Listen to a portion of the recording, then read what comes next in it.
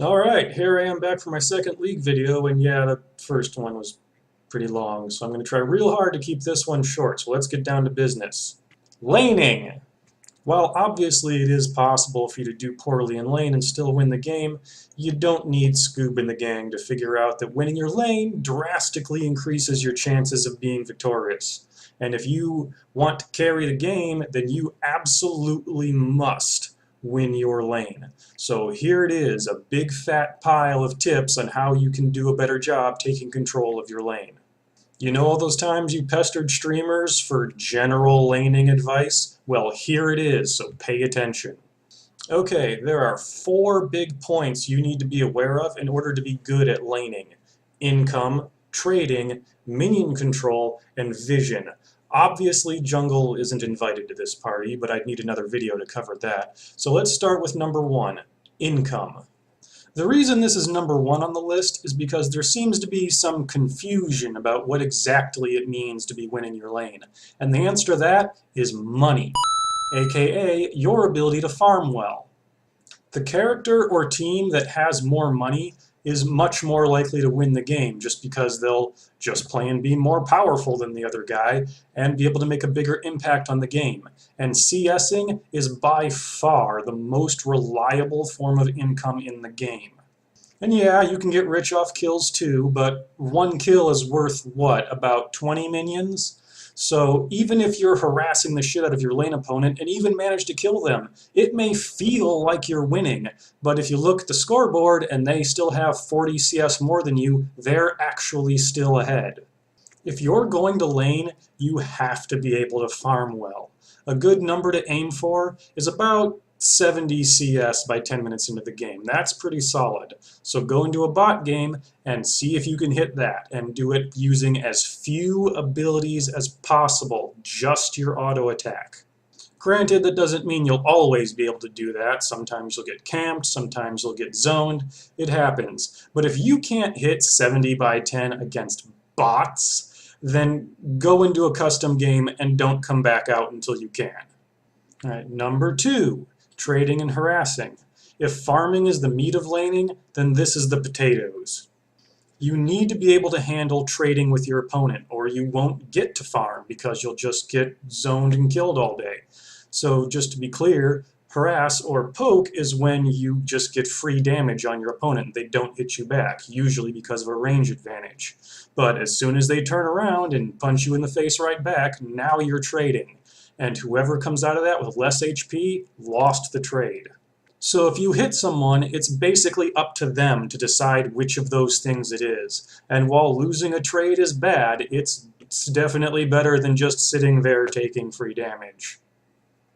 So if you get tagged, you need to retaliate as much as possible to turn as many of those pokes into trades as you can.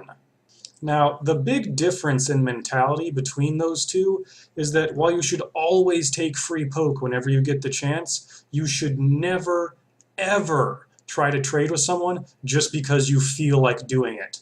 All of your abilities take resources. If not mana, then cooldowns, and you need to save those resources and use them at the time when they will be the most beneficial, not just toss them out all willy-nilly like whenever you feel like it. Which is why the biggest piece of advice you can possibly get about trading is to be like TF. Never fight a fair fight. Okay, the best time to go after somebody is when you already know you'll win because their shit's on cooldown, whether they threw it at you and missed or tried to use it to farm. You need to only go after them when you already know the odds are stacked in your favor. Basically, to win trading, you just need to be a sissy little blue playing counterspell throwing bitch. Okay, don't just barf out all your abilities at them whenever you feel like it and hope that you'll come out on top unless you're already way ahead of them. This is also why to lane effectively, you must learn your opponent's cooldown timers. Now that doesn't mean that you have to know that their Q has exactly a 6.3 second cooldown, but you should at least have a general idea of whether a character's ability has a short, medium, or long cooldown. That way, as soon as you see them blow that on a CS or a whiff, you know you have right about that much time to jump on their face and punch them in it before it comes back up again. And always remember to give yourself an extra second or two to get back to safety so they can't start hitting you while you're running away. Also, get in the habit of whenever you hit someone to immediately move sideways. This really only affects opponents who have skill shots, but it's good to just get in the habit of doing it all the time. When you hit somebody, their first reaction is probably going to be to hit you back, and they're going to aim for where you were standing when you first hit them. So learn to strafe and move sideways while shooting, and you will dodge a shit ton of Mystic shots. Then when you start getting really good, you can start abusing people's movement patterns when they try to farm. Is that Ahri trying to line up her Q to hit the whole minion wave? You know where to aim to cost her HP and CS. Fizz used his jump to farm, now he has to walk up to Goombas to kill him, and now you know exactly where to aim that Syndra stun. 3. Minion control. Granted, this one is kind of a fickle thing as it becomes somewhat less relevant the longer the game goes on, but early game, especially for top lane, you need to be able to manipulate where the minion waves go, and do not underestimate the amount of damage a minion barrage can do to you up to like level 8 or 9. A poorly planned trade that takes into account everything but minion aggro can end up costing you like 1 to 200 HP. Or even if you would otherwise win the trade. I mean, think about it. That's one of your health potions just negated by Goombas. You need to learn when it's a good idea to push your lane hard, like when you have it well warded and are trying to get a level advantage so you can abuse more trades. You need to learn when it's a good idea to freeze your lane, like when you have a weak early game and are trying to stay safe under the tower. Or if you already lost your tower, you can freeze your lane to make it really, really dangerous for the other guy to keep farming. You need to learn how to make a super wave so you can have the breathing room to roam or push another lane without sacrificing your own. And if you want to learn those things, well, you're already on YouTube, look them up. Minion control is one of the most ignored aspects of laning, especially in the lower elos. But you would be amazed how well it can turn early game in your favor when you finally get the little buggers doing what you want them to. Part 4. Vision. Ward your goddamn lane. Ward it, ward it, ward it, ward it, ward it, ward it, ward it. Hold on, you're an ADC main. You might not be detecting the subtlety in this message. Ward your lane. And while it is better than nothing, proper warding does not just mean toss out that yellow trinket ward every couple of minutes and call it a day. Go to the shop and buy them. Now I could very well make an entire video just about warding, but until then, let's go with some really basic guidelines. A good mentality to have about warding is that if you get ganked and die, and there's not a ward in your lane, shut up because it's your fault. Not the support, not the jungle, not any other player on your team.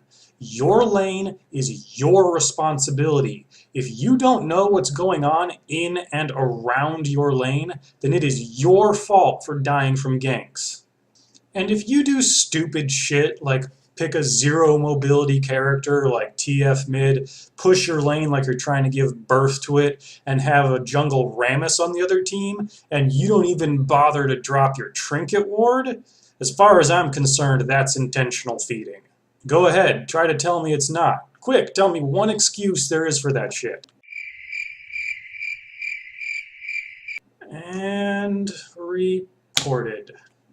Okay, remember the little G.I. Joe line, knowing is half the battle? Information wins games, and wards are delicious little packets of knowing for only 75 gold a pop. Buy them, use them, and for the love of God, watch them. Wards don't do shit if you plunk one down and then go back to your staring contest with minion number 473. I still haven't beaten him.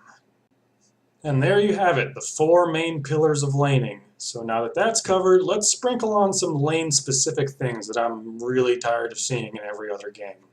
Top lane. You have to accept the fact that more often than not, you will be left alone on an island for most of the game, because your lane is often the hardest to gank as well as usually the least beneficial to the team. which means that you need to be as self-sufficient as possible so you can just be Gilligan and stay on your island making shit out of coconuts. More importantly than any other lane, you have to counter-build your opponent. Unless you're getting really fed and snowballing out of control, it's often better for top laners to prioritize defense over offense early on. But don't sit there and rush Sunfire Cape when you're laning against a Rumble, like, for real, what the f***? Also realize that if your character doesn't have any natural sustain, then you need to buy some. That Rumble can win trade after trade, but if his opponent just keeps healing back up again and he doesn't, then sooner or later he'll get worn down and run out of his lane and end up losing it instead of winning it. Also, let's be real clear. Split pushing does not mean keep hitting that second tier tower while the entire enemy team wrecks your base. I don't give a damn how fed your Tryndamere is. 5 people push faster than 1 person. You won't win the base race. Stop using "I'm split pushing" as an excuse for Pyrrhic victories. The entire point of split pushing is to force the enemy team into a decision they don't want to make. Not have them say, well, Nasus is way the hell over there, so let's just go win the game. Mid lane. Just in case you missed it, ward your fucking lane. Also, don't be afraid to roam. These are both for the same reason. You are sitting in the center of the map, which means you are automatically close to everything important. Your wards aren't just for you. They're for jungle invades, dragon, enemy roaming, buff steals. Warding mid well can keep other lanes from getting ganked. Also, you have easy access to top and bottom lane, making you essentially a secondary jungler for ganks. Don't just sit in mid and shove all of the map pressure work on poor little Amumu, okay? The snowball your team can achieve with both mid and jungle shutting down other lanes is enormous, and your jungler will thank you for not making them have to do everything. Side note, don't get caught on dead man's ledge. This applies to everyone really, but happens the most with mid. This little area right here and similar places give you very little room to move and make it really easy to get skill shotted. You may have just gotten your blue buff, but if Ziggs is waiting for you to walk back down that hall, you're basically just a delivery boy. Support. I'm going to try not to rag on support too hard because I get it. You do an awful lot of work that nobody else wants to do, that nobody thanks you for, but there are still some big mistakes I see supports make. First of all, when you finish your Sightstone, get the red trinket. Like, that yellow one is doing literally nothing for you after you finish your ward box. Come on. Second, get bush vision. Tons of supports are so busy warding river, they totally ignore warding the lane bushes, even when they're against a Blitzcrank who stays there so much he's basically like a Pokemon who's steel and douche type. Third, when it comes to tanky supports, you have got to stop this baby duck syndrome. You know, where you just automatically imprint on the first enemy player you see and instantly dive them no matter what. Just because you stunned their ADC doesn't mean shit when the rest of your team isn't in a good place to follow up. Good initiations are more than just how many people you hit with your ult. ADC. Just stop it. Just stop. Just stop. Are you doing something? Wrong thing. Are you in a place? Wrong place. Are you talking? Shut up.